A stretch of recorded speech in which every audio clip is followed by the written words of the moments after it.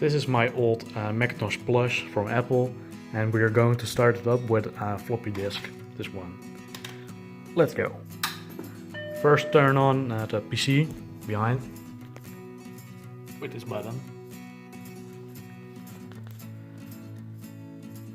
And when it starts up, put in the floppy disk, like that.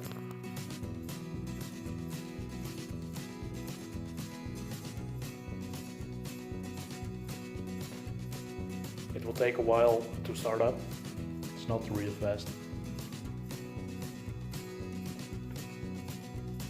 There it goes. I love that sound. Welcome to Macintosh.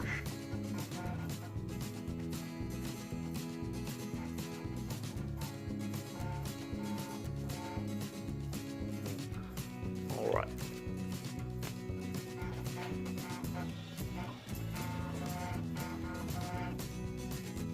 This is what's inside of it. System. Yep. Alright.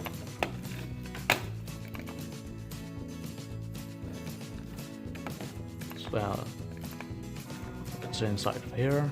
Finer system.